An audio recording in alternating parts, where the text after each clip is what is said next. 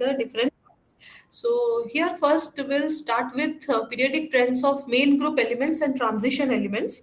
So before understanding the periodic properties, we'll first start with the very basic periodic property, that is we call it as the electronic configuration. So now we know that electronic configuration is very crucial, that decides the property of an element, because we know that the elements that are placed in the periodic table, they have been placed according to their atomic numbers. So first we look into the electronic configuration of group 1 elements. So we know for group 1 metals, that is group 1 metals, it consists of lithium, sodium, potassium, rubidium and cesium. And if you look into their electronic configuration, the outer orbital, it contains ns1 electrons. So here as we go down the group, then the principal quantum number, that is the n, it increases. So for lithium it is 2s1, sodium it is 3s1, and for cesium, that is the last part, it becomes 6s1. So here we see that the last electron, it goes into the s orbital, and here s orbital is uphill and it contains only 1 electrons. So here in table 1.1, some of the common properties of group 1 metals, it has been shown here, if you can see them. So the electronic configuration for group 1 metals, their atomic weight, as you can see, that if we move down from lithium to cesium, then their atomic weight, it increases, the atomic number also increases. But if you look into the covalent radius, the covalent radius, it also increases from lithium to cesium. The ionic radius increases from lithium to cesium. The boiling point, if we say, lithium possesses the highest boiling point in the group 1 metal, in the group 1 of among all the elements.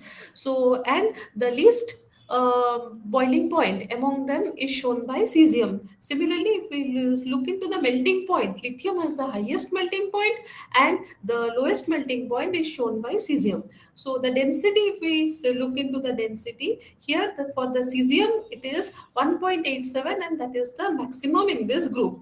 Also we know that if we look into the electronegativity down the group, then we see that the electronegativity down the group, it decreases. So here the electronegativity, here we see in the Pauling scale, here it also decreases. For lithium it is 1, whereas for cesium it is 0.7.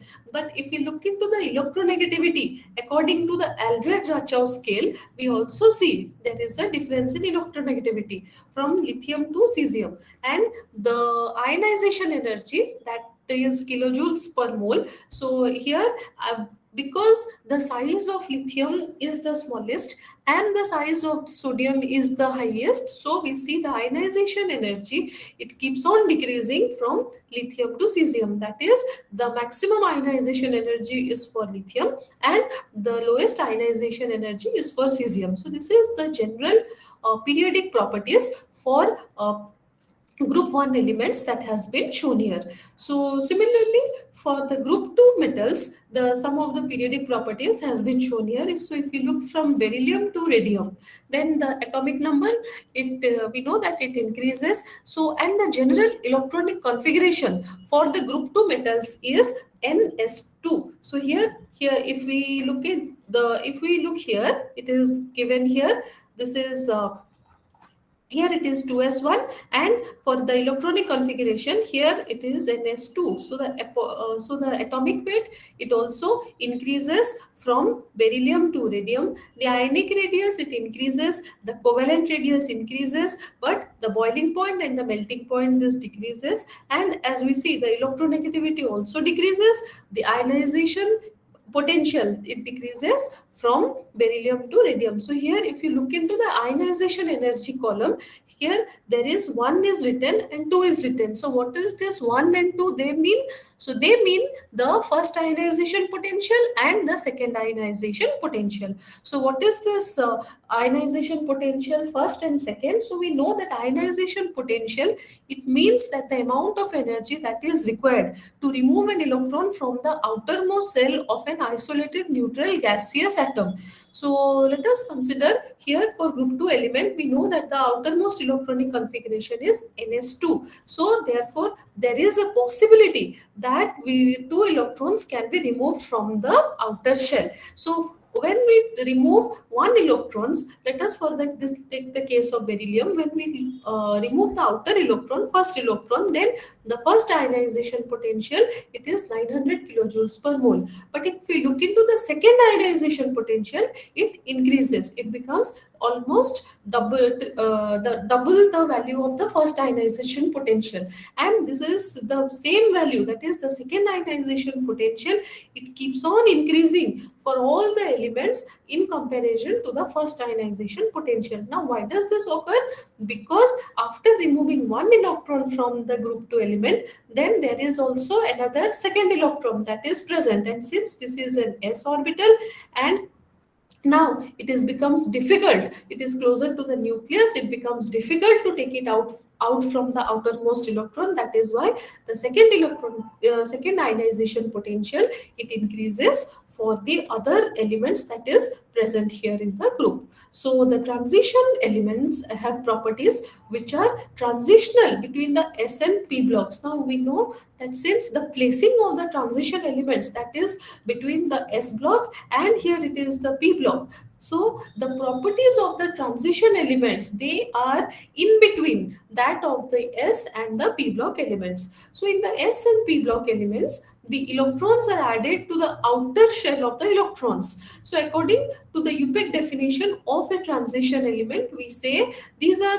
the transition elements, they are called as d block elements. So according to UPEC definition, since the last electron, it enters into the d subshell, so that is why transition elements, they are also called as the d block elements. And the lanthanides and actinides here, they are called as the f block elements. So the d block of the periodic table, it contains the elements from the group, so this is group 3 to group 12, that represent the transition elements of the periodic table. Group 1 and group 2 are the group 1 elements here, and group 13 to 14, they are the p block elements. So using the UPEC definition of transition elements, the elements of group 12, so that is here these, that is the zinc, cadmium, mercury, they cannot be classified as they cannot be classified as transition elements because they have completely filled d orbitals. Because according to definition, we say that the last electron must enter the d orbital. So but the group 12 elements, they have already fulfilled d orbitals. So according to theory, they should not be classified as d block elements, but this is maintained, they have been categorized into d block elements owing to their very similar properties with that of the other transition elements. So this transition series elements that we have here, they have been basically classified into three rows. So here this is the from scandium to zinc, it is forms the first transition series. From ytterbium to cadmium, they form the second transition series, and then we have the inner transition, that is the lanthanides and the actinide series. So for the first transition series, that is scandium 21 to zinc 13, what happens here is they are called as the first transition series, and here the 3d orbitals are filled, that is the last electron, it goes into the 3d orbital. So for example, if we look into scandium, then the electronic configuration is argon 3d1. The free atom electronic configuration is argon 3d1 4s2, but for the M2 plus ion, we can say it is 4s0 3d1. So similarly, if we look here, the last electron, it enters the 3d orbital. So the second transition series, that is yttrium 39 to cadmium 48, here the last electron, it enters the 4d orbital. So here the free electronic configuration, here it has been shown from yttrium to cadmium, you can see 4d1 5s2, krypton 4d1 5s2, 4d2 5s10, and ultimately you see how the filling of the electrons takes place in the 4d orbitals. Then the third series of transition elements, that is lanthanum and then hafnium 72 to mercury. So there, the 5d orbitals, they have been filled. That is, from lanthanum is xenon 5d1 6s2, and mercury is xenon 4f14 5d10 6s2. Then the last series, that is the fourth series of the transition element series, it begins with actinium 89, and then it moves to Rutherfordium 104 to Copernicium 112, and here it is 60 orbitals. Here they are filled. So you see how the filling of the orbitals takes place in the different transition series. But here there is one uniformity that we can say, that in all the 3D, 4D, 5D and 6D transition series, that is the four transition series, the last electron it enters to the respective d orbital. Because of the addition of the last electron into the d orbital, because they have been particularly called as d block elements. So now we will talk about the extent of penetration of different types of orbitals. So to begin with, we know that s orbital, we have four orbitals, s, p, d and f, and we know that the extent of penetration decreases. S is greater than p is greater than d is greater than f. So this means that s is present more close to the nucleus, then after s it is p, followed by d, and ultimately it is f. So when we start filling up of electrons into different orbitals, then we will start with the s orbital, which will be followed by the p orbital, then the filling of the d orbital takes place, followed by the filling of the f orbital. But in between, we also have certain rules like of Bohr's principle, which tells us how the filling of the orbitals will take place. So we have studied previously that all the subshells of a principal cell, like those of the, suppose we say 3s, 3p, 3d, they have the same energy. But actually, when we consider, this is for a simple atom, but when we take a complex atom, then we have the ns orbitals which penetrate more closest to the nucleus, and that is why they have the highest increase in effective nuclear charge. So that means that the energy of ns orbitals drops much below the corresponding energies of the np or nd orbital. So if we have a multi-electron system, then the 4s orbitals, it will lie a little lower in energy than the 3d orbital. But if the situation changes when the 3d orbital, they get filled up with some electrons. So here in figure 1.2, you can see the radial distribution of 3d and 4s orbitals in hydrogen atom, and it has been shown qualitatively. So here, after argon in potassium and calcium, the electron enters the 4s orbital rather than 3d. So we know how the filling of orbital takes place, and why after argon in potassium and calcium, the electron it goes to the 4 orbital first rather than entering the 3d. So we know how this the according to how the lower energy orbital it fills up, and then we have this n plus l rule that we have already known. So and accordingly how the filling of the orbitals takes place. So after the addition of the few 3d electrons, the energy of the 3d orbitals it will fall below the 4s level quite fast, because the 3d electrons they experience more effective nuclear charge. So at the beginning we see that the 4s orbital has lower energy, but that is here we see it has lower energy. But then after addition of some electrons in the 3d level, the energy of the 3d electrons it becomes lower in energy to that of the 4s orbital. So, for example, let us study the last electron that goes into potassium and calcium that enters the 4s orbital after argon core. So, why does this electron it goes to 4s and then 3d? Because 4s is more stable than 3d. But since 4s and 3d they are very close to each other, the last electron in scandium it has the 3d orbital occupied, and therefore the ground state electronic configuration for scandium it becomes 3d1 and 4s2. But the relative ordering of the energy levels in scandium changes as the binding energy of the 3d electron rises. Certainly, thus it would require much more energy to remove an electron from 3d than that in 4s. Hence the ground state electronic configuration of scandium ion. That is, we know for scandium it is 3d1 and 4s2.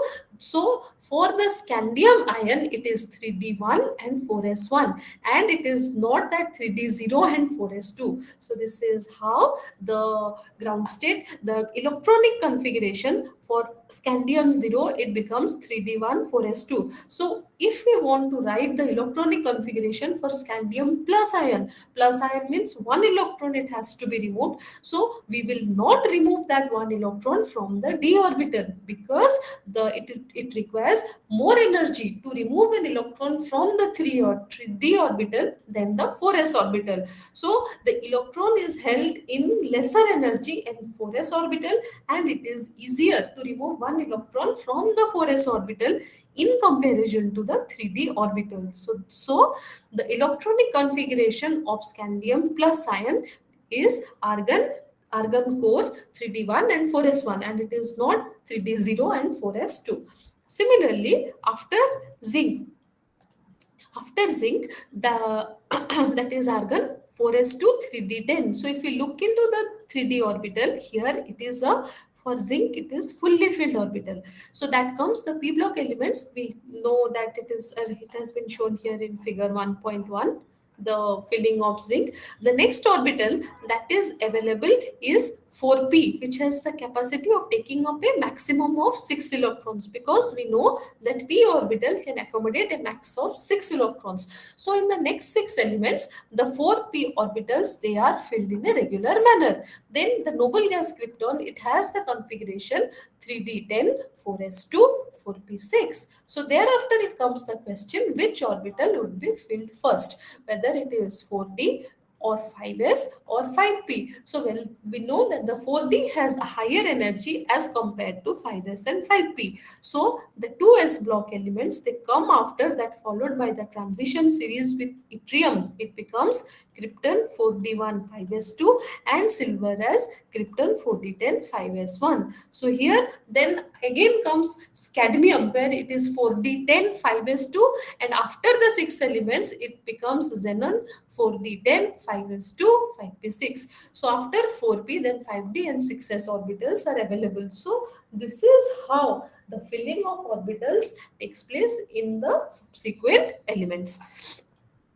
So in the third transition series, which starts with, we know it, lanthanum, the last electron it goes into the 5d orbital. Then from lanthanum to lutetium, we know this is called as the lanthanoid series, and they are called as the inner transition elements, and the last electron it goes into the f orbital. So the electronic configuration of the transition elements of 4d 5d and 6 transition series, it has been shown here in the following table. So in the first transition series, we know vanadium has the configuration that has argon core 3d3 4s2. The next element is chromium, which should have another electron that will enter the d orbital. Thus it should be making argon core 3d4 4s2, whereas in reality we see that the actual configuration for chromium is argon 3d5 4s1. Now why does this difference occur? This occurs because 3d5 orbital is half filled and it is more stable. So that is why in case of chromium, the electron does not go into the 4s orbital, rather it goes to the 3d orbital, making it more stable 3d5 and 4s1. Similar, there is also another exception in the first transition series, and that is copper. So we know that the atomic number of copper, it is 29, that it follows by, we have nickel. Nickel is 3d8 4s2. So for copper, it should have been 3d9 4s2, but instead the electronic configuration of copper, it becomes 3d10 4s1. Now here, why does it become 3d10? Because 3d10 is totally filled and it is more stable than 3d9 4s2. So that is why we see that whenever there is a possibility, the electrons, they prefer the half filled orbital configuration or the fulfilled orbital configuration, because such configuration makes the atom more stable. Then let us compare we have another term that is called as exchange energy. So let us compare the exchange energy for two possible configurations. We will consider two possible configurations. One is 3d4 4s2 and 3d5 4s1 for chromium. So in the first case, if we see the configuration of 3d4 4s2, we can see the 4s2, it is paired, and the total number of unpaired electrons here in the d orbital is 4. This is for 3d4 4s2 configuration. Now, if we look into 3d5 and 4s1 configuration, we see a total of 6 unpaired orbitals, electrons that are present in 6 different orbitals, 3d5 4s1. So here the electrons that is present in the 4s orbital in the two configurations, they contribute nothing to the exchange energy because they do not constitute any pair with the parallel spin. Now we see in the first case there are 4 unpaired d electrons, and that can make 6 pairs of electrons with parallel spin, which can contribute towards 6 combinations, whereas 5 unpaired d electrons here in this case, in the second case, we see in the d orbital there are 5 unpaired d electrons are present, and they contribute more towards exchange energy because using those 5 unpaired electrons, 10 combinations of different pairs of electrons with parallel spin can be obtained. So this gain of exchange energy, now in the first case we see there is a 6 combination it is possible, and for the second case, that is 3d5 4s1 case, we see there are 10 combinations is possible. So in the second case, 4 extra combinations are possible. So therefore this gain of energy, it would favor the 3d5 4s1 configuration for chromium. But we should always remember that during this configuration there is would be loss of energy in promoting an electron from 4s to 3d. So in case of chromium, the gain energy is more than the loss energy, and therefore 3d5 4s1 is always the favored configuration for chromium. After argon, the 4s orbital is filled in potassium and calcium, while the nuclear charge, it is increases by 2 units. So as the electrons, they start entering the 3d orbitals, the 3d electrons, they exert more screening on the 4p orbitals than on the remaining 3d orbitals. Therefore 3d remains the lowest available orbital.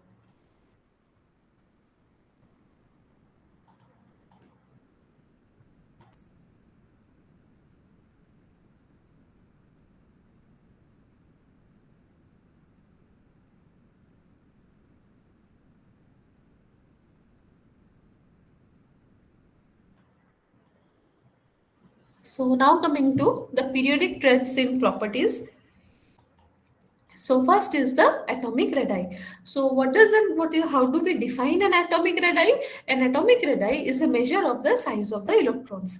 So particularly there are 4 types of atomic radii. First is the covalent radius, then is the metallic radius, the van der Waals radius, and then the ionic radius. So how do we define a covalent radius? So covalent radius is defined as the half of the internuclear distance between the two bonding atoms that are held together by a single covalent bond. So suppose if we have a diatomic molecule like F2Cl2 Br2 or I2, and RAA is the bond length, so here, so then the covalent radii, that is Ra, will be given as Ra is equal to half of the covalent bond, the radius of the a molecule. So if we have a heteroatomic molecule, then of the AB type, then the bonding is purely, if the bonding is purely covalent, then the bond length here RAB will be equal to the covalent radii of A plus the covalent radii of B. Now, if there is a difference in the electronegativities of the bonded atoms, the bond does not remain purely covalent. It causes shortening of the bonds. Shoemaker and Stevenson, they have proposed the following relationship between the shortening of the bond and the electronegativity, which is given as the radii of the AB molecule is equal to covalent radii of A plus covalent radii of B minus 0.07 into chi of A minus chi of B square. So where chi and chi B, they are called as the electronegativities, that we will read in later part. So then here table 1.7, some the covalent and van der Waals radii of different elements, it has been shown here. So from here, so here in figure 1.3, you can see how covalent radii and van der Waals radii of solid chlorine, it has been shown here.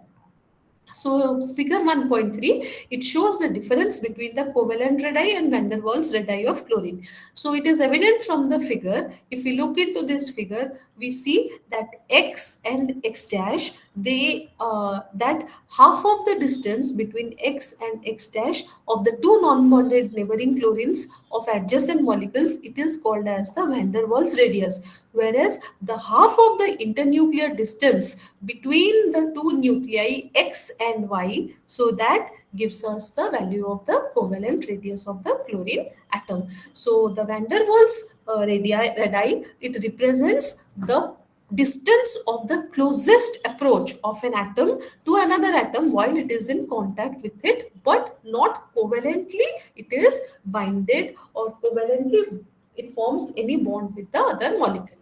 So metallic radius, similarly, it is defined as the one half of the distance between the nuclei of two adjacent metal atoms that are present in a closed packing, in any packing lattice. So for example, if we take a sodium crystal and the distance between the two adjacent sodium atoms is 383 picometer, so therefore the metallic radius of sodium will be 382 by 2, that is 191 picometer. So this is how we find out the metallic radius of any metal that is present in its crystal lattice.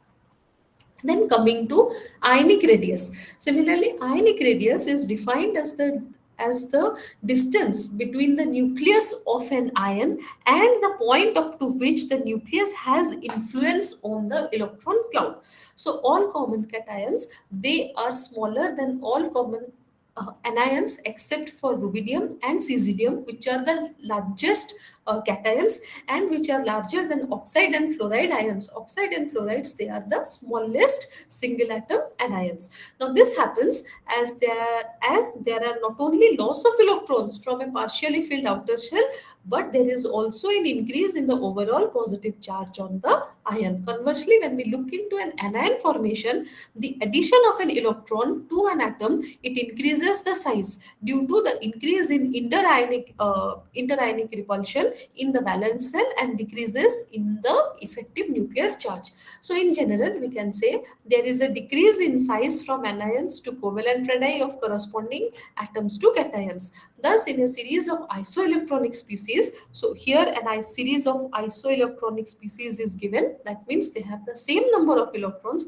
So the greater is the effective nuclear charge, then the smaller is the radius of the species. So this we will always try to remember, that if we have a series of isoelectronic species, then the element or the species which has the highest effective nuclear charge, it will always have the smallest radii. So this is how we make a comparison based on the effective nuclear charge. So the alkali metals, we know they are the largest in the corresponding periods in the periodic table. So the size of the atom, it increases when we go down the group. Now why does the size increase when we go down the group? Now this is because of the addition of the extra shell, that is as we move down the group. So we know for lithium, if for lithium it is 2s1, then if we go down from lithium to cesium, then the number of shells, it keeps on adding. So the addition of this extra shell of electrons, it outweighs the effect of the increase of the nuclear charge, and thus there is an increase in size from lithium to cesium.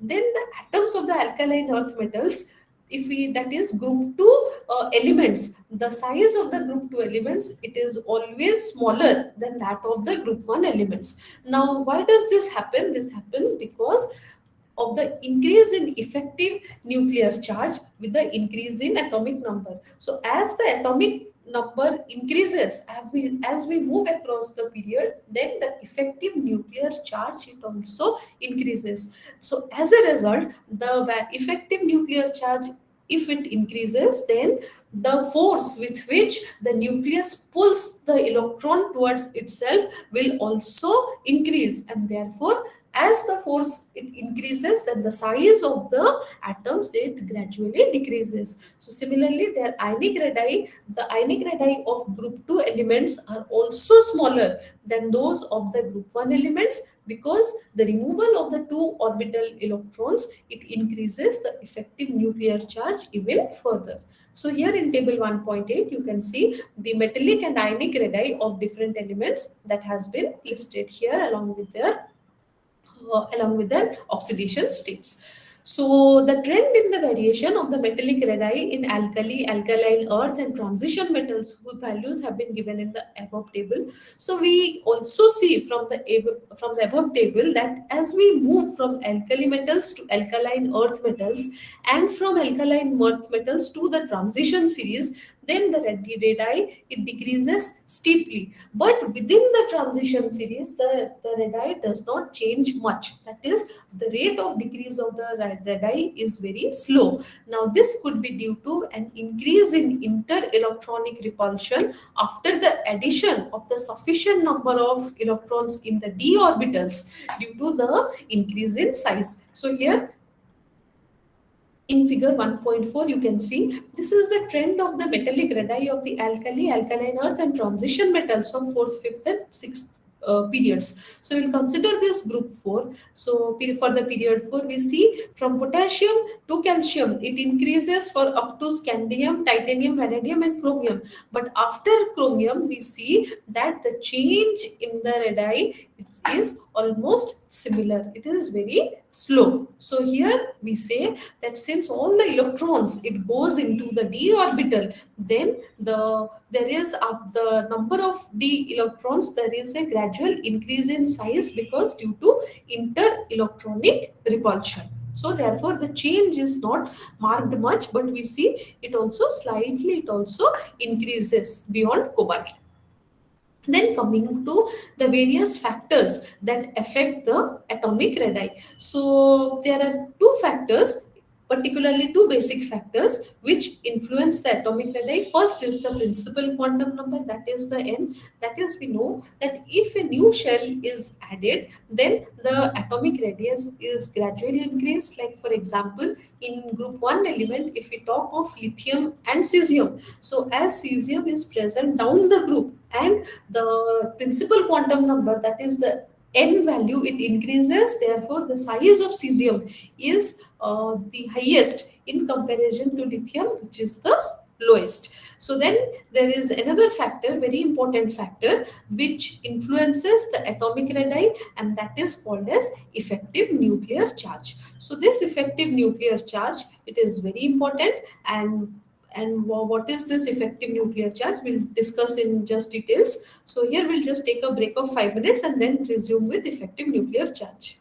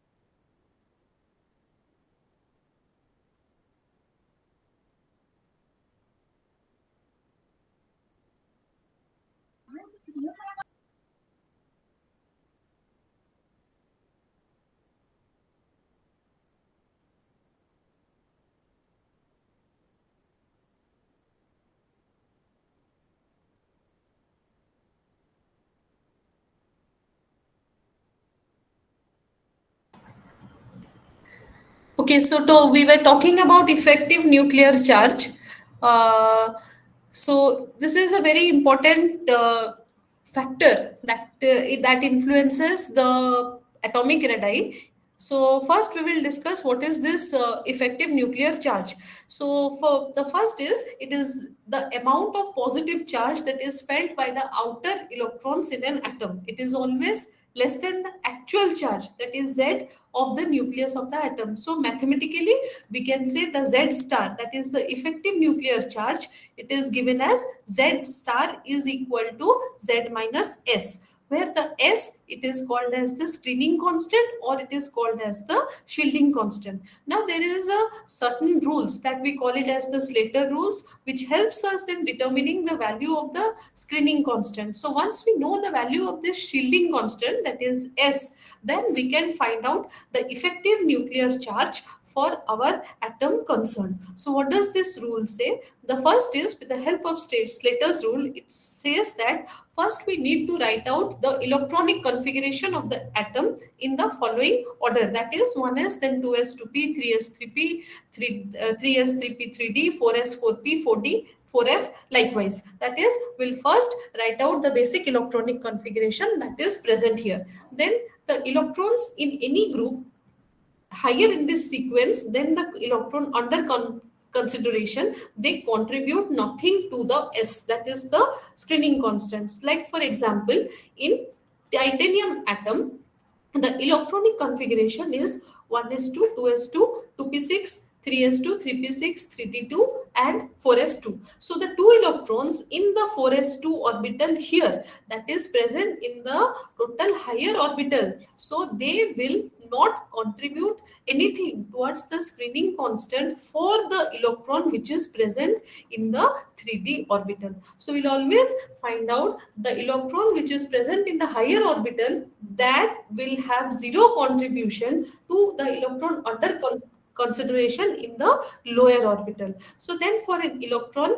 in an ns or np, so here are the rules that we need to remember. For ns, or which is for an electron which is present in an ns or np orbital, then we can see that all other electrons in the ns np group, they contribute S is equal to 0.35 each, except for the electron in 1s which contributes to S is equal to 0.3. All electrons in the n minus 1, they will contribute S is equal to 2 Slater's 2 screening constant is equal to 0.85 each.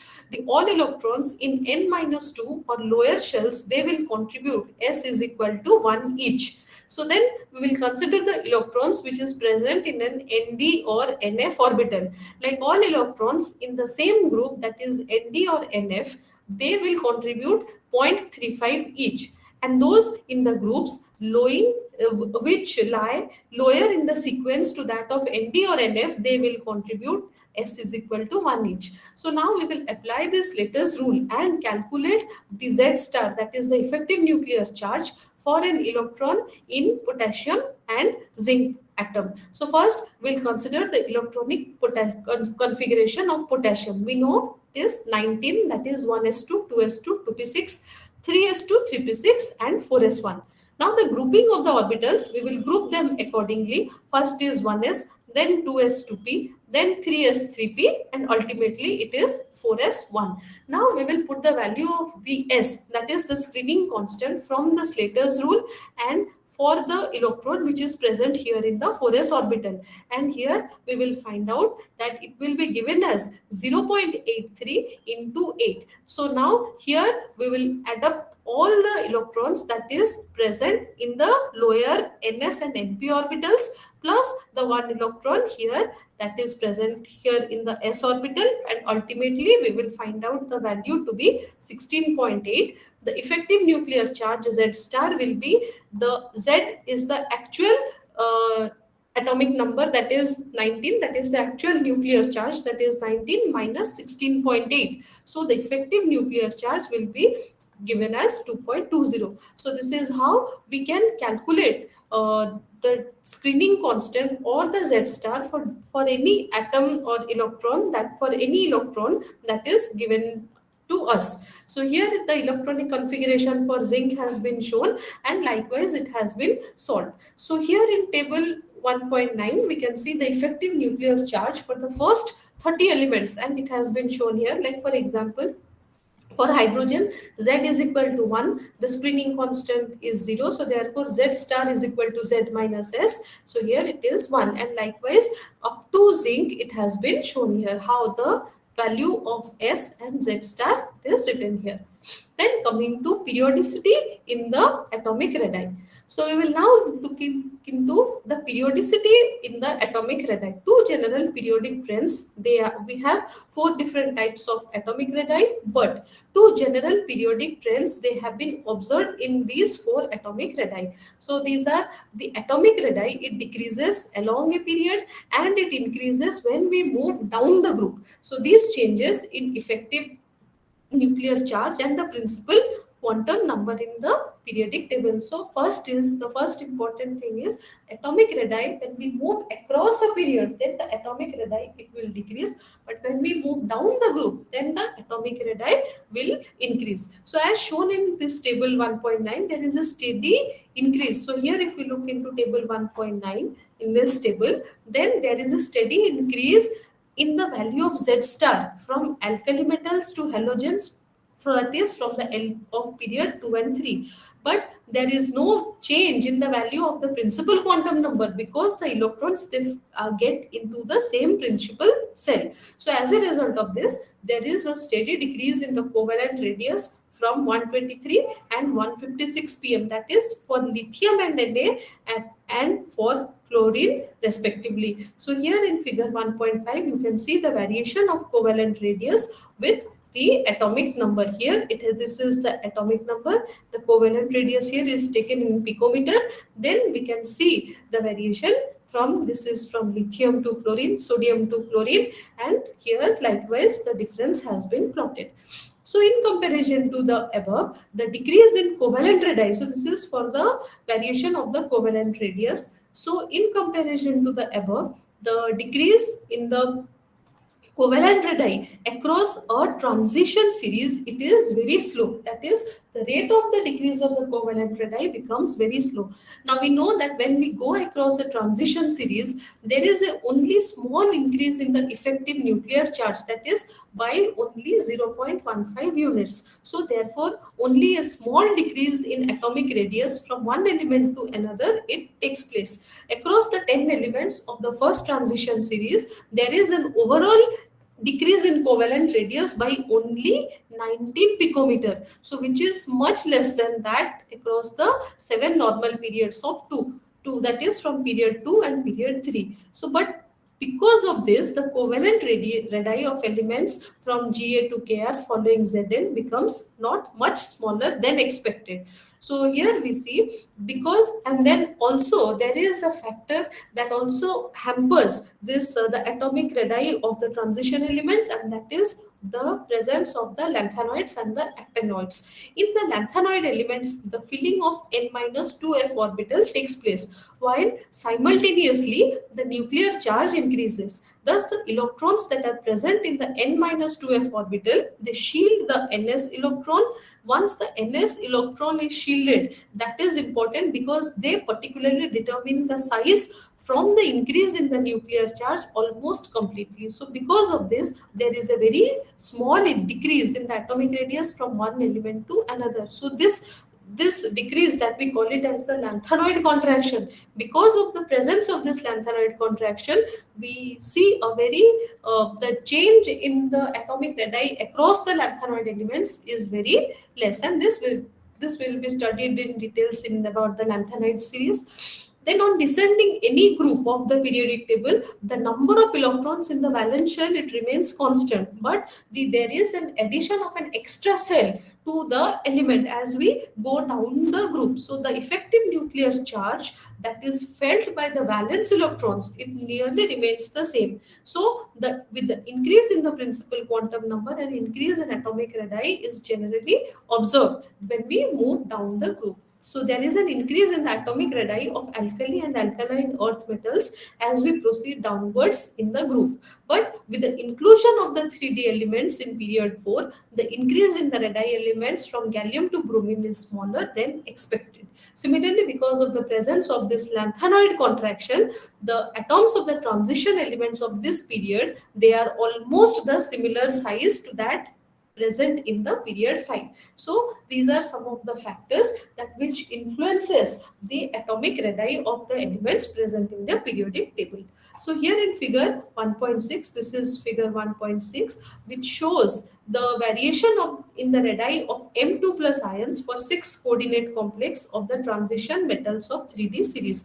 Now we know that the 3D orbitals, that is T2G orbitals and EG orbitals, they point towards the ligands. So in low spin complexes, we have low spin complexes and high spin complexes. Particularly in low spin complexes, the electrons, they fill up the T2G orbitals first. So the radius decreases along the series till it reaches the D6 ion. Now if we consider that the effective nuclear charge increases, then the decrease in size is of more than this. Now here we also have high spin complexes. So when we consider high spin complexes, the 5 3D orbitals, they are filled up before they get paired up. So the D2 D3, the radius decreases. When we have a D4 configuration, then the radius increases. And particularly for a D5 configuration, D5 means Mn plus 2, the value of the ionic radius, it gives value for which the increase in the effective nuclear charge is the answer.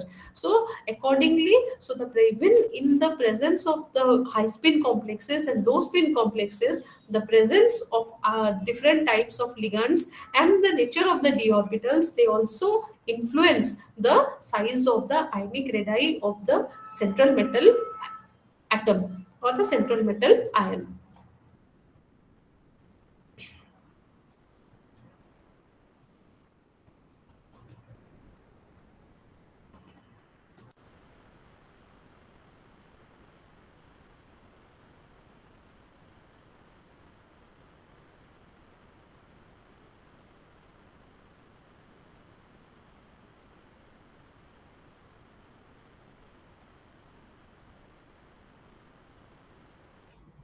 So now coming to atomic volume and density. So there are two general trends that is observed in the density of the elements in the periodic table. So first is, along as we move along a period, there is a general increase in density because of the increase in the atomic mass and decrease in the size of the atom. Thus, when we talk of a particular period, that is the alkali metals, they have the lowest density. Considering the solid structure elements, like for example, for sodium has a very closed structure within the group, the factors which determine. So as from table 1.1, here we can see, uh, so from table 1.1, we see that the density, it increases as we move from lithium to cesium. So this means that with increase in atomic weight from one element to the next, then the group overweights the effect of the increase in the size of the atom. There are some exceptions, however, like we know that the density of potassium is less than that of sodium. Thus, potassium is an exception to this trend. The alkaline earth metals, they are denser than group 1 metals because they have two valence electrons per atom for bonding the atoms into a metallic lattice, and as a result, more mass can be packed into smaller volume. The size of an atom is related to its atomic volume. So their trends are mostly same. Similarly, density is also related to the size of the elements. That is why as we move across the period, the smaller the size, then the higher is the density. This is a general trend that that is also observed in the transition metal series. So here in figure 1.7, the different variation in density in the periods 4, 5 and 6, it has been shown here. So here the density, it increases, then it reaches a maxima, and then it almost remains, it lowers very very slowly. So on descending the one of the main groups of elements in the S and P blocks, the size of the atoms they increases because extra shells of electrons are added. The elements in the first group in the D block they show the expected increase in size, but in the subsequent group there is an increase in radius between the first and second element, but very little increase between the second and the third element. This trend it is shown here in the covalent radii, because between lanthanum and the actinium that is present here, the antipenultimate cell of the electrons is filled.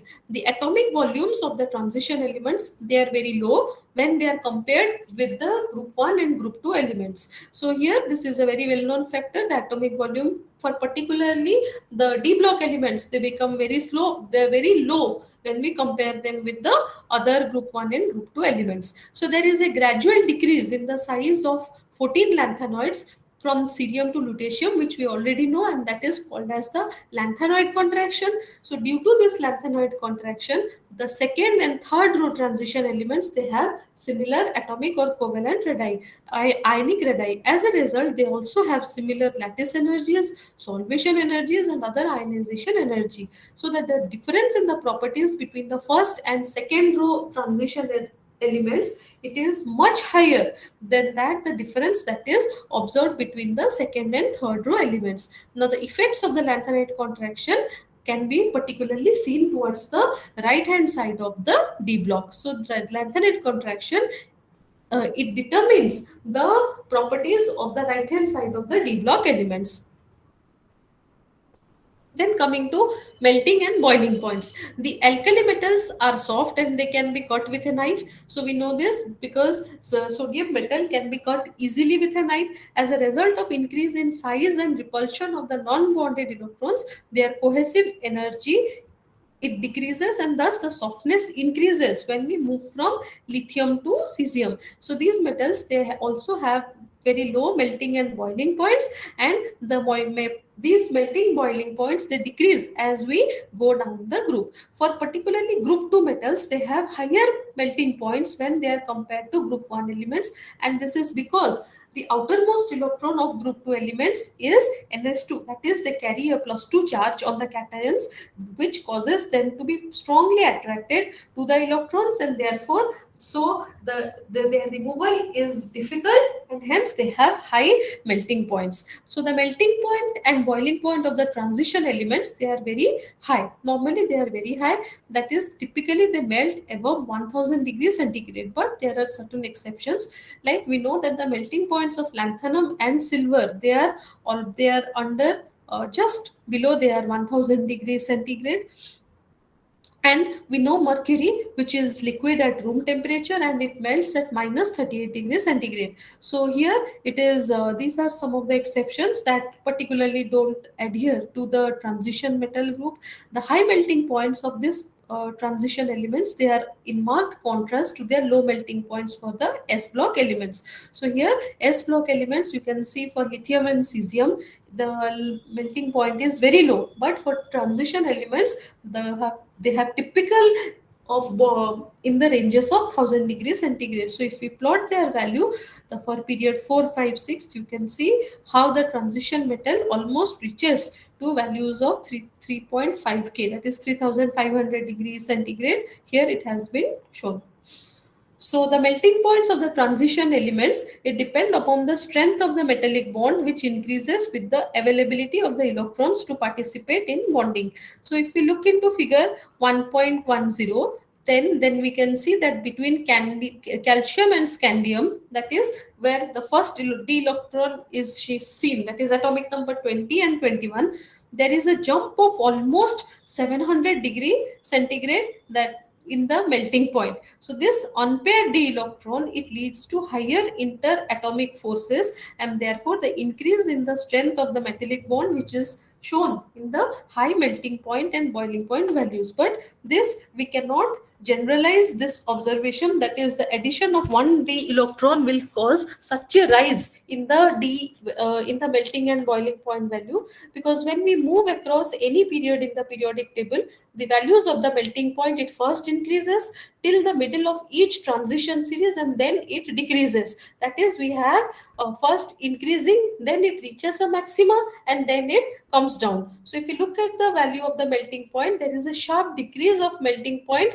beyond manganese, which is 5, which has manganese, we know it is D5, that is the presence of 5 unpaired d electrons. Now this is also because of the complex structure of manganese. Now the reason for the softness of the low melting point of zinc, cadmium and mercury, we know that mercury is liquid at room temperature, is that the electrons are paired up in these two elements. We know zinc is totally fulfilled, and here cadmium is also fulfilled d orbitals. So the melting points of these elements, they are comparatively lower than the elements of the third and first and third series.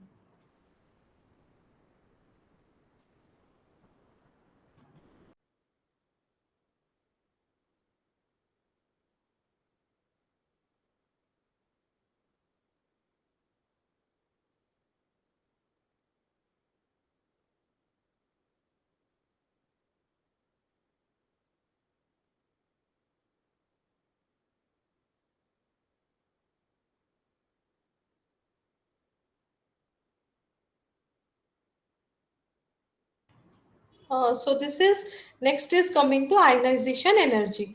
So ionization energy is the energy that is required uh, to remove the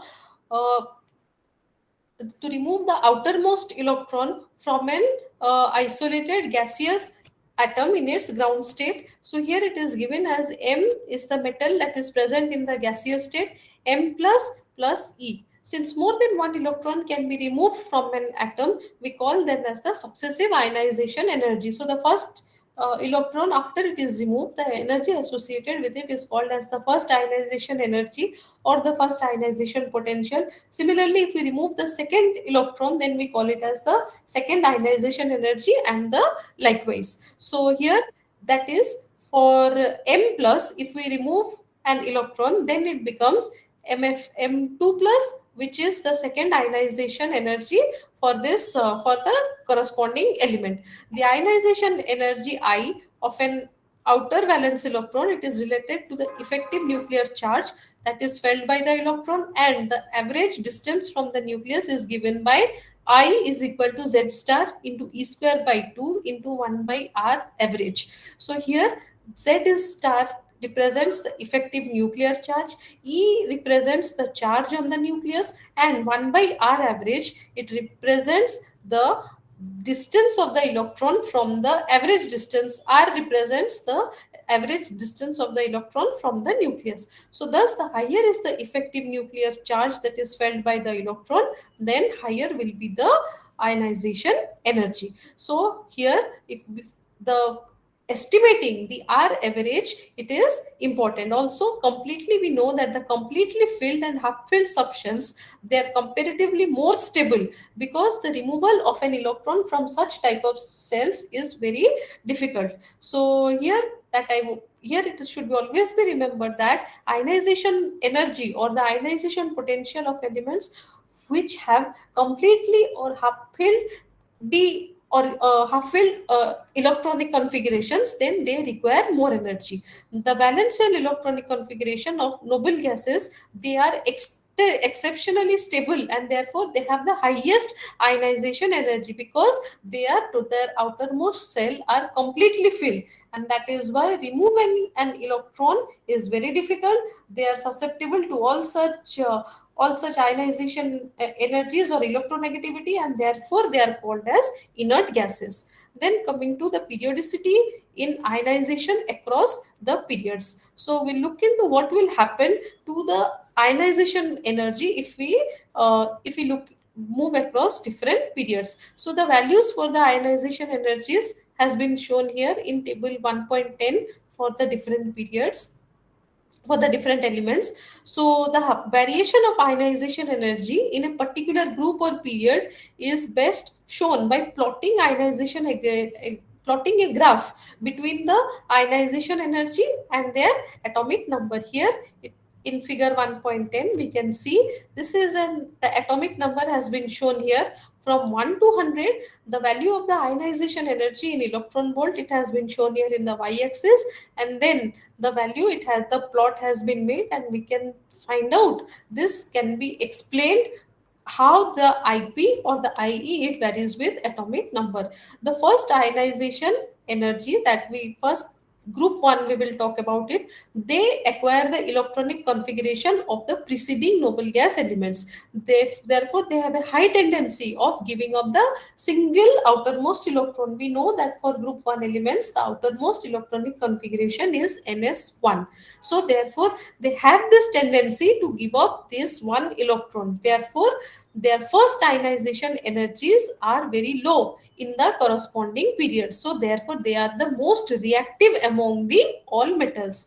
But as we go down the group, their atomic size increases. We know that is from lithium to cesium. The size of cesium, it increases, but the ionization energy, it will decrease, resulting in an increase in their reactivity. So the effective nuclear charge felt by the nuclear electrons, it increases after the removal of one electron from the atom of any element, and hence their second ionization energies are always higher than the first.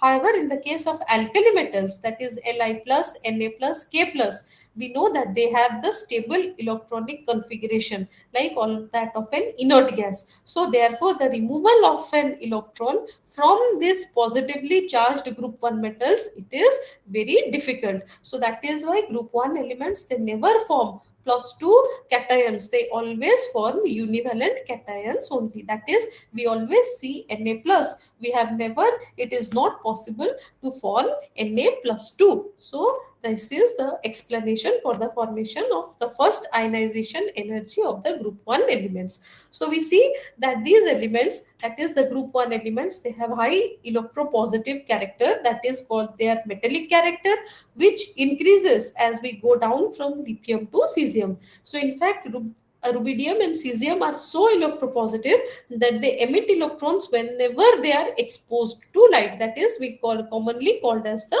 photoelectric effect. That is, even if when they are just exposed to light, they will emit their electrons. And this property of rubidium and cesium, that is the photoelectric effect of these two elements, have been used in a number of sensors and other diagnostics.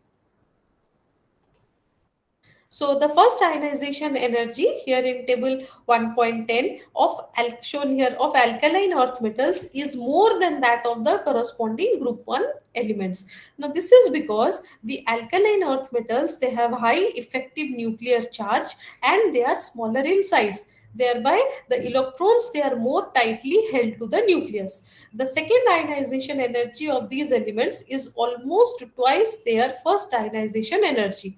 This is because once one electron has been removed, the effective nuclear charge that is felt by the orbital electrons is also increased, so that the remaining electrons, they are now held more tightly by the nucleus, and therefore to remove this second electron we have to apply more energy. However, the second ionization energy is less than that of the corresponding alkali metals because of the stability of closed shell configuration of the plus 1 cations that are formed. So lower second ionization energies. So here lower second ionization energies of the alkaline earth metals as compared to those of the alkali metals, they can be exemplified here in the following example. So here if we look into figure 1.10, which it shows the plot of the first ionization energies of the element of the first 6 periods against their atomic numbers. So the first ionization energy, it generally increases from alkali metals to noble gases across any row. So if we look here at hydrogen to helium, lithium to neon, we see then from sodium to argon, we see that the first ionization energy, it will increases to noble gas configuration across any row, but the increase is not very perfectly regular. So here if we see this increase, we do see there is a slight drop. Like if you look into lithium to neon, the increase is not very regular. In one case we see there is a drop and then finally it increases. So here this is also one aspect that we need to see, why there is this, the increase is not very sharp, or the increase is not linear, but the increase is a bit erratic. So we have studied already that across any row of the periodic table, the effective nuclear charge it steadily increases and the atomic radii decreases. So these two effects they reinforce each other to increase the ionization energy across a period. Now, so the effective nuclear charge and the atomic radii they act within one another upon each other to increase the ionization energy across the period. Thus, the ionization energies of the alkali metals they are lowest, and those of the noble gases become the highest in a particular period. So for example, if we say in the elements of period 2, in spite of increase in Z star and decrease in R, the first ionization energy of boron and oxygen, they are lower than that of beryllium and nitrogen respectively. However, these anomalies in the trends in ionization energy, they has also been explained by the electronic structures of different elements. So then coming to trends in ionization energy down the groups. So we have already known that while moving down the group of the S and P block elements, the effective nuclear charge it almost remains constant. But there is a general increase in the atomic radii due to the increase in the principal quantum number.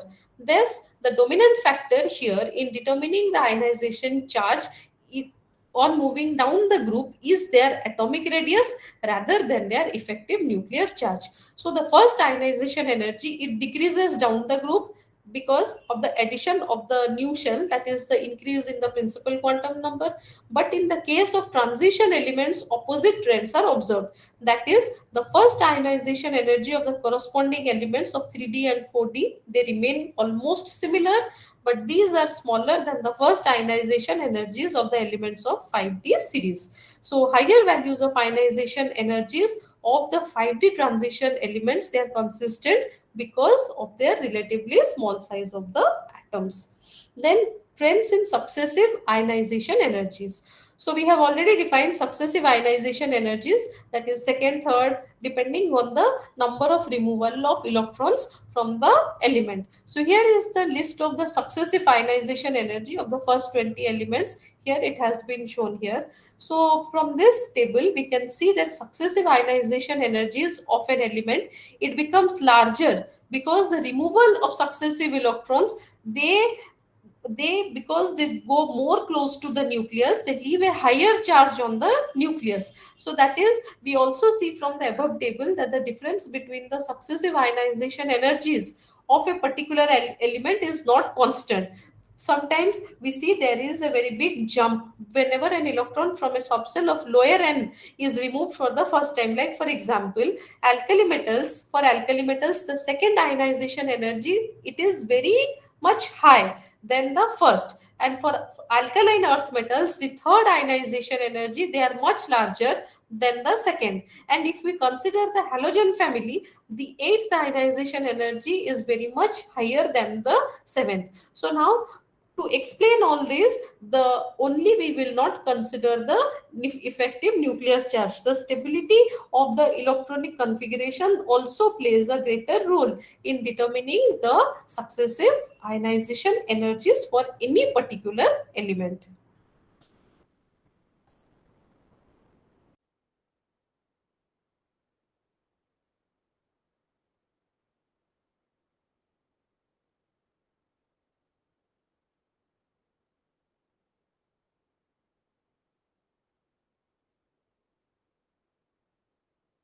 So next, coming to electronegativity.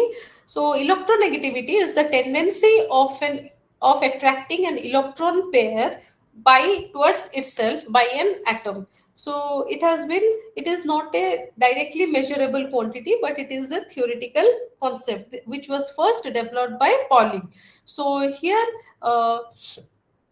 he defined it on the basis of patterns of the bond energy of the elements from thermochemical data. So here we have the EAA, that is the bond energy of between homonuclear molecule AA, and EBB is the bond energy for homonuclear molecule BB. So then the excess bond energy which can be defined as EAB minus root over of EAA into root over of EBB. So here the this has been found to be 96.49 into chi of A minus chi of B square, where the chi A and chi B, they designate the electronegativities of the compound of the elements A and B. So here the electronegativity for any heteronuclear molecule AB. So here the electronegativity difference, that is del chi B, it is given by this formula. But this formula, however, it just gives us delta chi AB. That means it gives us the difference in electronegativities of the elements A and B, and it does not represent the exact chi A or the exact value of chi B.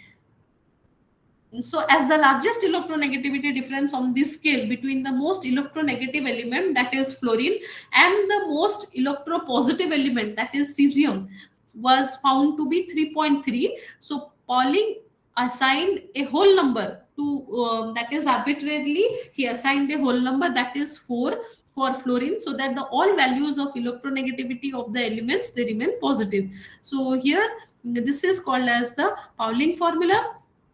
Then Mulliken again defined this, rebranded this electronegativity concept by as the mean value of first ionization energy and first electron affinity. Both quantities, they are given a positive value if loss of electron involves absorption of energy, and gain of electron, it involves release of energy. So according to Mulliken formula, chi of A is given as I of A plus E of A by 2, where I represents the ionization potential of A and E represents the electronegativity of A whole divided by 2. So the E represents the electron affinity, and this chi of A is given as I plus E by 2. Now according to this relationship, a very negative element it has a very high ionization energy, so it will be difficult to remove its electrons. So it also has a very high electron affinity, hence a very stable species it results when electrons are added. The electronegativity values on Mulliken scales, they are about 2.8 times higher than that of the Pauling's values, but the trends in the variation of the electronegativity in both the scale, they remain the same. Although the values differ, but the trends that were observed using these scales for all the elements, they behave similar. So here in table 1.12, the electronegativity values of different elements, it has been shown here.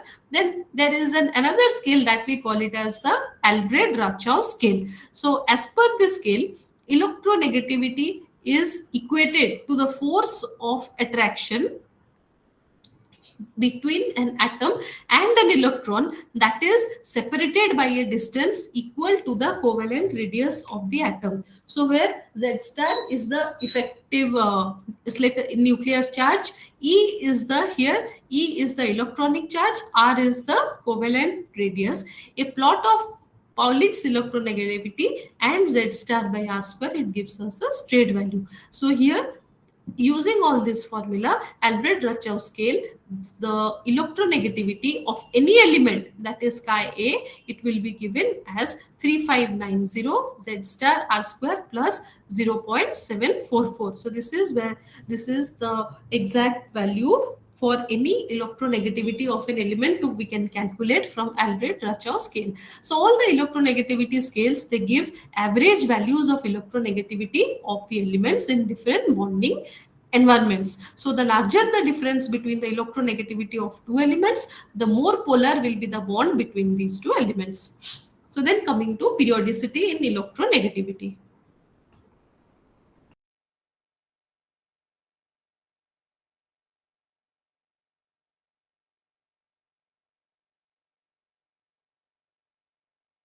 So periodicity in electronegativity means that electronegativity, the trend is similar to that of the ionization energy. That is, the electronegativity, it increases across the S and P block elements, because along the period here, the effective nuclear charge, it increases. Then from, that is for example, from lithium to fluorine, the electronegativity, it increases. But across a series of transition elements, the increase in electronegativity is very slow. That is, the rate of increase is very slow. This is because the additional electron is being added to an an inner shell which provides relatively good shielding for the outer electron from the nucleus. Now, when we move down a group of the representative elements in the lithium group, there is a general decrease in electronegativity. That is, we can say as we move across a period, the electronegativity increases, but as we move down the group, then the electronegativity decreases. So here the decrease is relatively small between the first two elements. The much greater electronegativity of lithium row elements is because of their very small size of lithium. Now, if we consider the elements of the period 4 from gallium onwards, we see selenium and bromine, they have greater electronegativities in comparison to the first two elements in the same group. Now, this is also because of the presence of the in transition elements which the in between these two elements. So we see the transition elements also have very fairly low value of electronegativity. It increases from scandium to copper with a fall at manganese and zinc, but this increase in electronegativity is very slow. As one d electron is added, the rate of increase of electronegativity in the transition series is very slow. So here in figure 1.11, the periodic variation of electronegativity with atomic number has been shown here in graphically.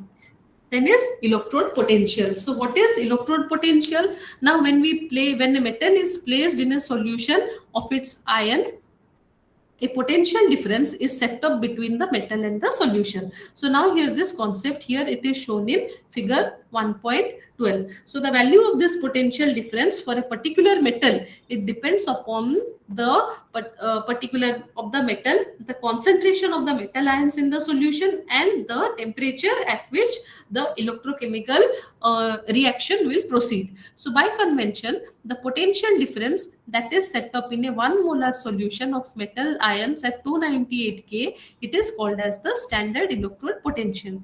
Now measuring the standard electrode potential is very difficult. So that is why it has to be have a reference against which the electrode potential is measured, and this reference is the hydrogen electrode. So this consists of the hydrogen gas which is present at 1 atm pressure in contact with a 1 molar solution of its ions at 298 K. The values of some standard electrode potentials for the elements of first transition series, here it has been shown in table 1.13. Particularly for the first transition series, it has been shown. Now electrode potential is a measure of the electropositive character and the reactivity of the metals. We see that as we move along a period, there is a decrease in the electropositive nature of the elements, and also the reactivity of the elements, it decreases as we move along the period. So here in table 1.13, the thermochemical data of the solid metal ions, 2 plus ions, and their standard electrode potentials has been shown. So we will see that the elements of the first transition series except copper, they have negative values, and they can react with hydrogen that producing, and they can react with acids producing hydrogen gas. So now the unique behavior of copper that has a positive electrode potential, it accounts is only because of this reason that copper cannot displace hydrogen from acids. So only oxidizing agents, that is nitric and hot concentrated sulfuric acid, they react with copper, the acids being reduced. The high energy to transform copper to copper 2 plus is not balanced by its hydration enthalpy.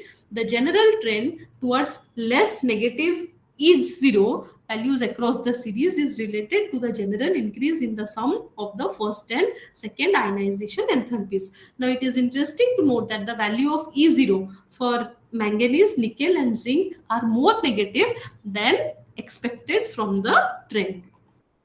Then is oxidation states.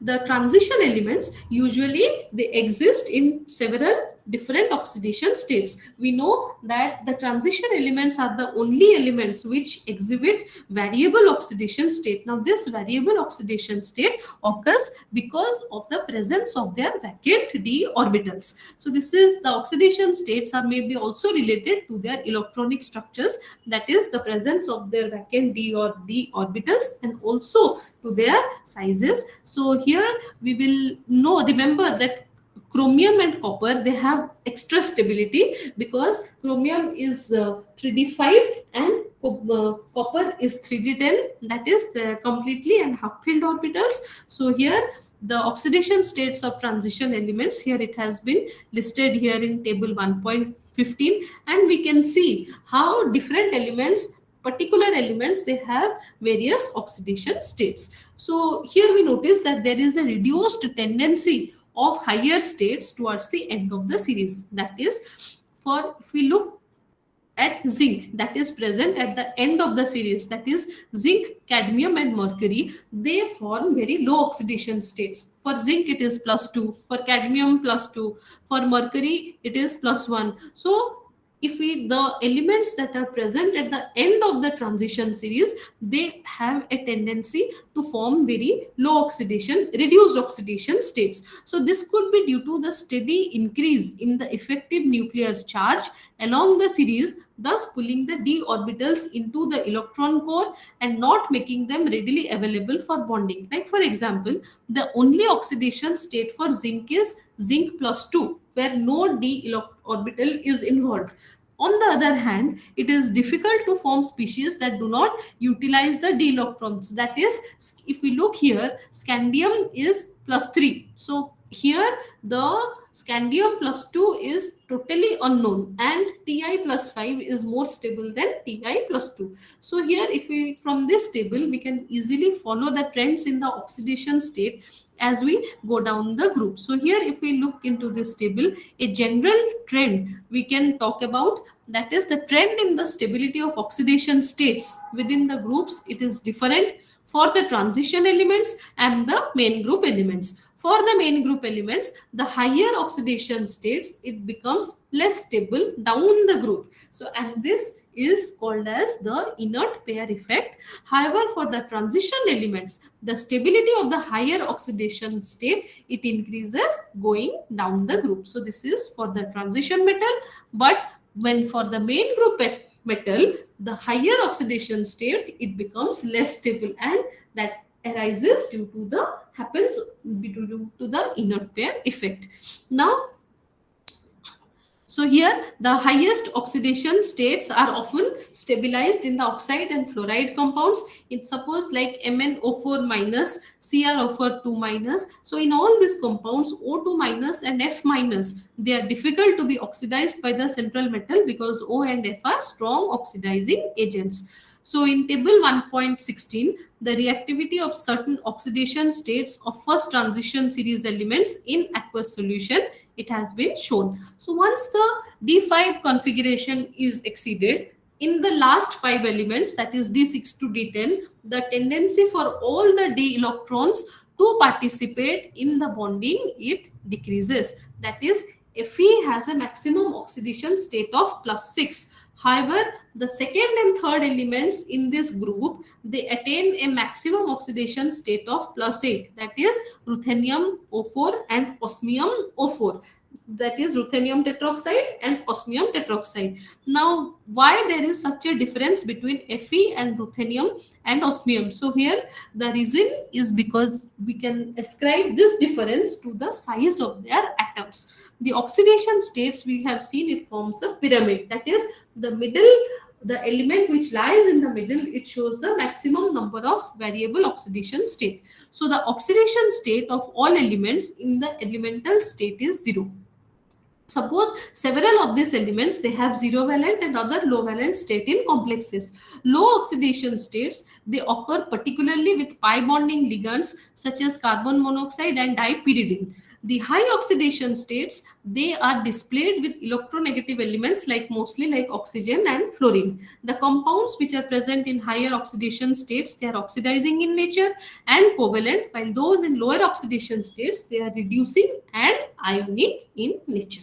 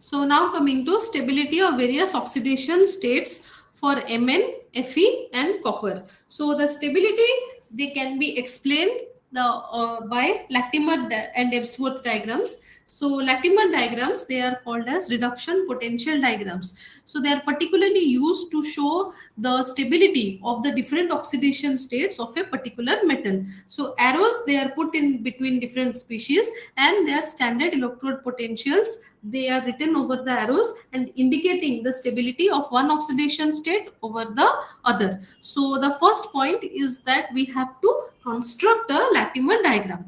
So how will we construct this? We have to remember that in a Latimer diagram, the oxidation members that are decrease it from left to right, then the numerical values of the standard potential are written above these arrows which join the two species. So typical standard conditions, they are taken in either strong acid, that is 1 molar pH 0, or strong base 1 molar pH 14. So here for example, the Latimer diagram for manganese in 1 molar acidic solution at 25 degrees centigrade, here in oxidation states from +7 to 0, here it has been shown here. Now this is the Latimer diagram for manganese. Here it has been shown. So as you can see, the left hand side, it begins with the oxidation state of manganese +7. That is for MnO4 minus species. The oxidation state for manganese is +7. Then it changes to MnO4 2 minus. So the oxidation state of manganese, here it changes to +6. And we give an arrow indicating the change, and over the arrow we write the E0 value, that is in volt. So here for the change in manganese from +7 to +6, so that now look, the input E cell will be plus 0.564 volts. Similarly, for change in +6 to +5, we will write the arrow, and over the arrow the electrode standard electrode potential will be written. So this is the Latimer diagram for manganese, which contains all the standard potential for the redox reactions of manganese. Now if we look into the last part, that is for conversion of Mn2 plus to Mn0,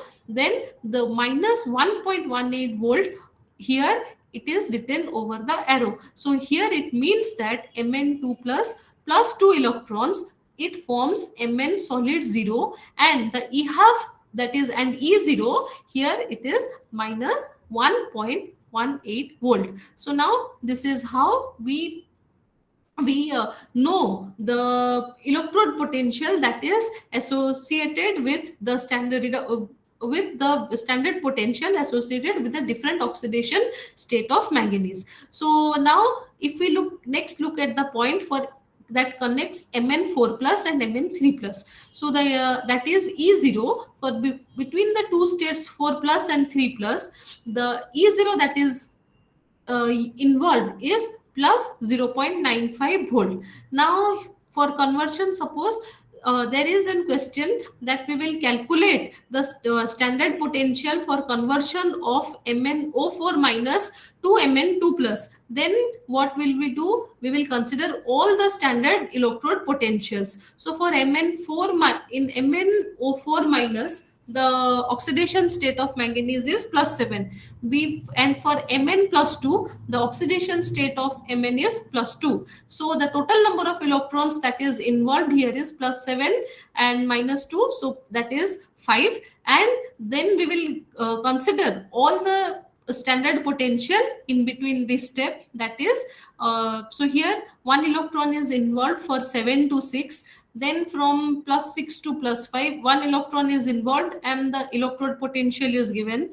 Then from the state +5 to +4, one electron is involved and here is plus 4.27 volt is given. And ultimately we will include all this, the standard electrode potential divided by 5. So this 5 comes due to the change in oxidation state of the manganese from MnO4 minus to Mn2 plus, and ultimately the value comes as plus 1.51 volt.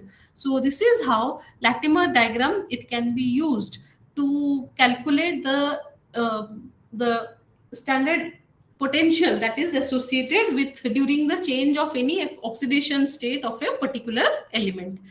So it is also possible to predict whether a species will disproportionate into a lower and a higher oxidation state from an inspection of the Latimer diagram covering the redox species. If the potential to the right of the species is higher than the potential of the left, then the species will undergo disproportionation. Like for example, we have this following case: M2 plus, it gets converted to M plus in presence of X volts, and this M plus, it again converts to M solid in presence of Y volts. So this disproportionation reaction will be written as 2M plus aqueous forming M solid plus M2 aqueous. Now that is, we have M plus, it takes up one electron to form M solid. M2 plus, it will take one electron to form M plus.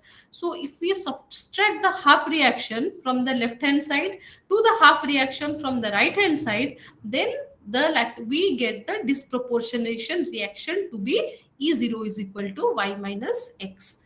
Now we will look into the value of Y minus X. If Y minus X is positive, then the potential of the redox species is higher to that of the left.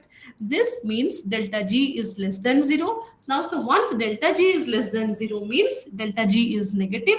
Delta G negative indicates that the reaction is spontaneous, so the species will undergo disproportionation. So Latimer diagram, apart from talking about the oxidation stability of the different oxidation state, it also indicates whether the a particular species it will undergo disproportionation or not. So here in the following example, you can see the Latimer diagram for iron that is present here in different oxidation states and the standard potential that is associated with it. So here, with this we finish the first part of the periodic properties and general trends in uh, and the general trends here periodic properties. So in the coming inorganic classes we will continue with the next parts of the inorganic chemistry.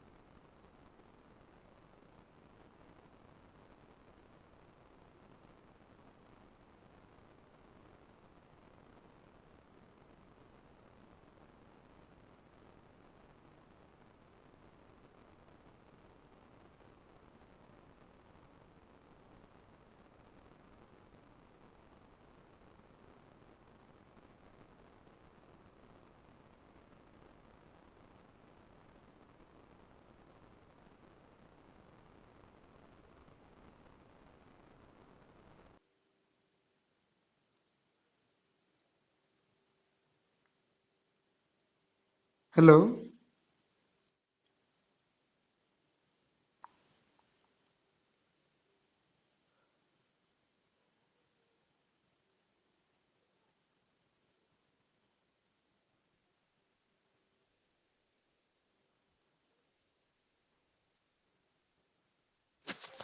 Hello Abhijit.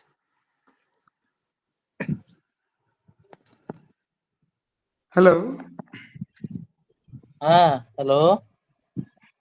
हाँ भाई मैंने आज तो कहीं पचारलन तो आज important question की सिलेक्टेड क्वेश्चन तो किसी कहीं पचारलेनी की इम्पोर्टेंट कौन आज सेମିତି କିଛି ତ ନାହିଁ ସେଇ ଆୟନାଇଜେସନ ପୋଟେନସିଆଲ ଆୟନିକ ରେଡିୟସ ପିରିୟଡିକ ଏଇଟା ଆଉ ଆଜି ଆଜି ଯେତେ ଇମ୍ପୋର୍ଟାଣ୍ଟ ଜିନିଷ କିଛି ନଥିଲା ମୋତେ ଲାଗୁଛି।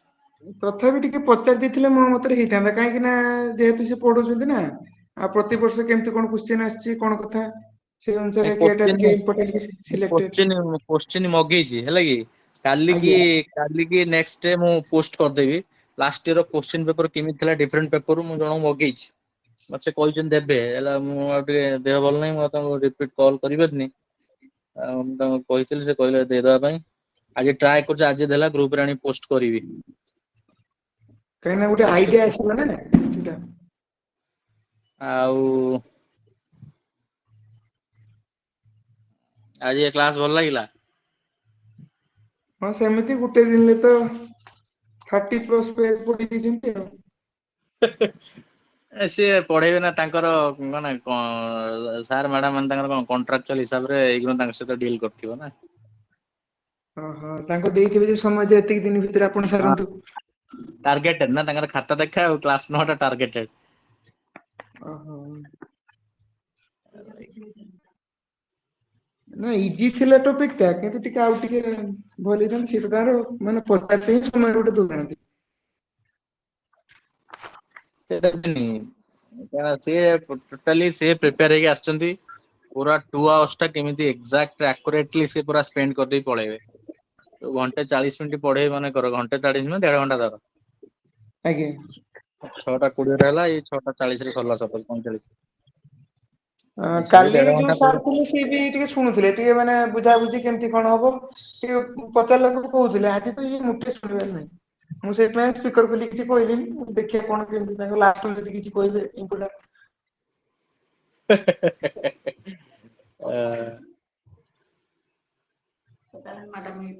ଦେଖାଯାଉ କଣ।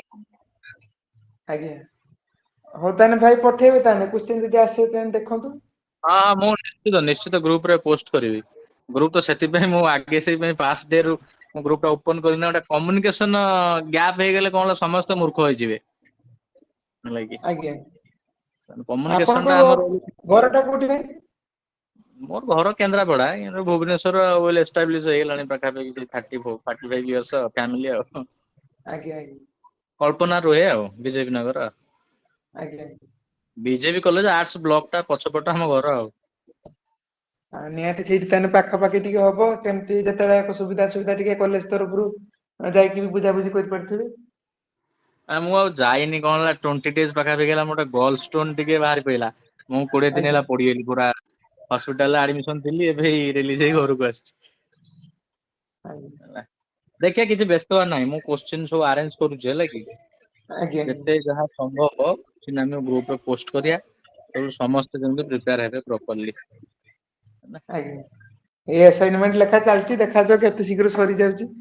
ନାଇଁ ମୁଁ ତ ଲେଖା ଷ୍ଟାର୍ଟ କରିନି ମୁଁ ଷ୍ଟାର୍ଟ କରିବି 4-5 ଦିନ ଟିକେ ଆଉ ସ୍ଟିଚ୍ ଗୁଡା ସବୁ ହେଇଥିଲା ମୁଁ ବସି ପାରୁନି ଠିକ ସେ 2-4-5 ଦିନ ଭିତରେ ଷ୍ଟାର୍ଟ କରିଦବା ଆଉ ଲେଖିଦେଇକି ଆସାଇନମେଣ୍ଟ ଟା ସାରିଦେଲେ କଣ ପ୍ରିପାରେସନ ପାଇଁ ଟିକେ ପ୍ରୋବ୍ଲେମ ହବନି ଆଉ ଟାଇମ ଟା ରହିବ ଆଟଲିଷ୍ଟ।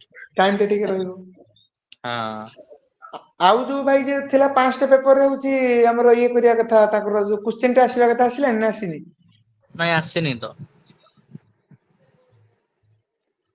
ଆମର ଖାଲି ଏବେ 11, 12, 13 ଆଉ 15 ବୋଧେ ଆସିଛି 11, 12, 13, 14, 15 ବୋଧେ ଆସିଛି।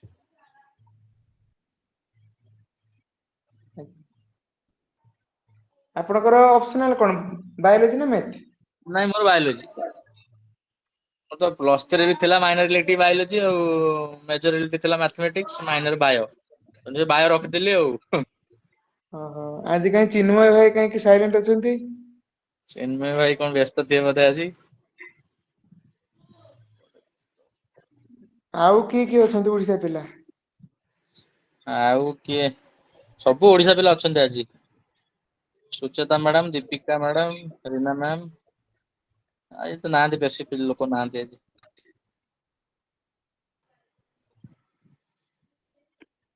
ହଉ ସେ ସରୁ କ୍ଲାସ ସରୁ ଇଏ କ୍ଲାସ ରେ କିଛି ଆମେ ବୁଝିପାରିବାନି ହେଲା କି ଆମକୁ ଥର ହେଇକି ପଢିଆ ଦେଖିଲିଣି ମୁଁ ହେଲା କି ସିଏ ଆସିବେ କାରଣ ସେ ଗୋଟେ ଆସୁଛନ୍ତି ଗୋଟେ ଟାର୍ଗେଟ ୱାଇଜ ଏତିକି ପ୍ରୋସେସ ସାରିବି ହଁ ସେ 5 ମିନିଟ ରେଷ୍ଟ ନେଇକି सिलेबस ଅଛି କିଛି ଯେ ଯେମିତି ଆମେ ଗ୍ରାଜୁଏସନ ରେ ପଢୁଥିଲେ ଯେମିତି ସିଲେବସ ଥାଏ ସିଲେବସ ଅଛି କିଛି ଏମିତି? ନାଇଁ ସିଲାବସ ନାହିଁ ଆଜି ମାନଙ୍କର ଯୋଉ ଟପିକ ଟା ପଢା ହଉଥିଲା ଆଜ୍ଞା। ତାର ପାର୍ଟ ଅଛି ମନେକର ସିଏ ମୁଁ ଇ ଜ୍ଞାନ କୌଶଳ ଦେଖୁଥିଲି ମନେକର ବ୍ଲକ 1 ରେ ଫାଷ୍ଟ ଅଛି ଟ୍ରାନ୍ସନ ମେଟାଲ ତାପରେ କମ୍ପାଉଣ୍ଡସ ଅଛି ଗୋଟେ ପୋଷ୍ଟ କରୁଛି ଏବେ ହେଲା ସେ ଫାଷ୍ଟ ବ୍ଲକ ଟା ପୋଷ୍ଟ କରୁଛି ସେଟା ତମେ ଦେଖିପାରିବ।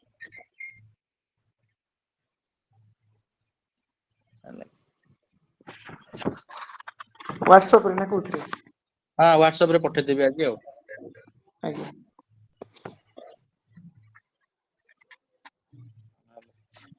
ମାନେ ସିଲାବସ ଟା ଧରନ୍ତୁ ଜାଣିଗଲେ ନା ଆମେ ସେଇ ଅନୁସାରେ ନିଜେ ନିଜେ ବସିକି ପଢି ପାରିଥାନ୍ତେ ଜିନିଷ ଟା।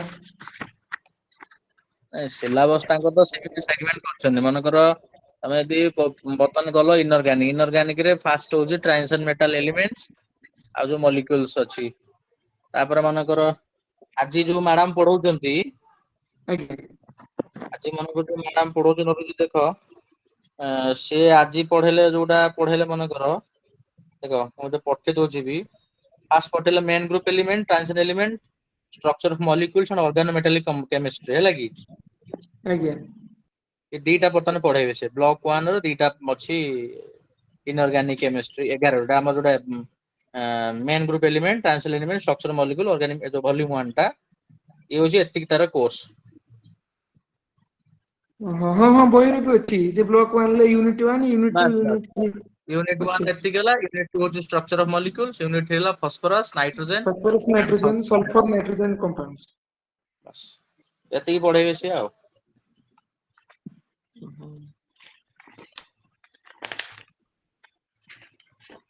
ପୋଷ୍ଟ କରିଦଉ ତଥାପି ଯାହା ହଁ ଟିକେ ପାଖରେ ନାହିଁ କରିଦେଇଥାନ୍ତି। ସାଙ୍ଗେ ସାଙ୍ଗେ କରିଦେଲି। ବହିରେ ଅଛି ଫାଷ୍ଟ ରୁ 2 ପେଜ ପରେ। ପଠେଇ ଦେଇଥାନ୍ତୁ ଗ୍ରୁପରେ ପଠେଇ ଦେଇଥାନ୍ତୁ। ମୁଁ ପଠେଇ ଦଉଛି।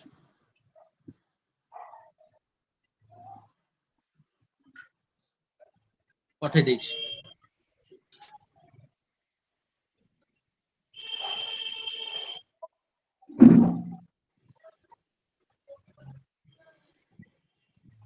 ରହୁଛ କୋଉଠି ତମେ ଏବେ? ବାଲେଶ୍ୱର ଖନ୍ତାପଡା ବାଲେଶ୍ୱର। ବାଲେଶ୍ଵର ନା ଓ ଆସ ବାଲେଶ୍ୱର ଭୁବନେଶ୍ଵର ଆସିଲେ ଖନ୍ତାପଡା କହିବୁ କେବେ। ଆଜ୍ଞା। ଆଚ୍ଛା ଏଇ ଯିବା ତ ପ୍ରାୟ ଯଦି ହବ ଏଇ ଆସାଇନମେଣ୍ଟ କମ୍ପ୍ଲିଟ ହେଲେ ପ୍ରସ୍ତୁତ ହବନି ଯାଇକି ଦେଇତେ ପଡିବ ଆଉ। ଆସ କେବେ ଆସିଲେ ମତେ କଲ୍ କରିବ ଆଉ। ଆଜ୍ଞା। ଆପଣଙ୍କ ନମ୍ବର ଟା ଭାଇ ମୋବାଇଲ ନମ୍ବର। ମୋ ନମ୍ବର ଅଛି ହ୍ୱାଟ୍ସଆପ ରେ ଅଛି ନେଇଯିବ। ନହେଲେ ମେସେଜ କରିଦବ ମୁଁ ତ ରାଜାରାମରେ ନେଇଯିବ ତ ନା କେମିତି? ଆଜ୍ଞା। ନହେଲେ ଗ୍ରୁପ ରେ ମେସେଜ କରିଦବ କିଛି ଇଏ ନାହିଁ। ମେସେଜ କରିଦେଲେ ନମ୍ବର ପଠେଇଦେବି କିଛି ଅସୁବିଧା ନାହିଁ। ଦେଖିବା ଆଜି କ୍ଲାସ କରନ୍ତୁ ହେଲା କ୍ଲାସ କରନ୍ତୁ ମୁଁ କୋଶ୍ଚିନ୍ ତ ମଗେଇଛି। ଲାଷ୍ଟ ଯୋଉ କୋଶ୍ଚିନ୍ ଦେଇଛନ୍ତି ହେଲା କି। ଆଜ୍ଞା କାଲିକି ବି ପଚାରିବା ଯଦି କାଲିକି ବି ହବ କ୍ଲାସ ଆମେ ପଚାରିବା ସାର୍ ଟିକେ ଇମ୍ପୋର୍ଟାଣ୍ଟ କୁହନ୍ତୁ। ନହେଲେ ସିଲେକ୍ଟେଡ କୋଶ୍ଚିନ୍ ଗୁଡାକ ଆ ଭିତରେ ରହୁଛି କେମିତି କଣ? ପ୍ରାକ୍ଟିସ କୋଶ୍ଚିନ୍ ଦେଇଦେଲେ ବି ଆମ ପାଇଁ ବେଟର ହୁଅନ୍ତା ଆଟଲିଷ୍ଟ ଲେଖିକି ଯାଆନ୍ତେ ହାତ ଚାଲିବନି ଏକ୍ସାମ ରେ। କାହିଁକିନା କେମିତି କେତେ ମାର୍କରେ କୋଶ୍ଚିନ୍ ପଡୁଛି କେମିତି ପଡୁଛି କେତେ ପେଜ ଲେଖିତେ ପଡିବ। କେତେଟା ସେଣ୍ଟେନ୍ସ ଦେଇକି ଲେଖିତେ ପଡିବ ଷ୍ଟ୍ରକ୍ଚର କଟାଯିବ କି ନାହିଁ ଏଇ ଜିନିଷ ଗୁଡ଼ା ଡାଉଟ ରହୁଛି ନା।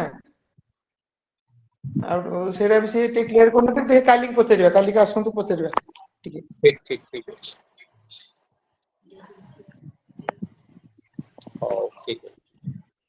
ଆଜ୍ଞା। ରଖିବା। ଆଜ୍ଞା ଗୁଡ୍ ନାଇଟ୍। Good night.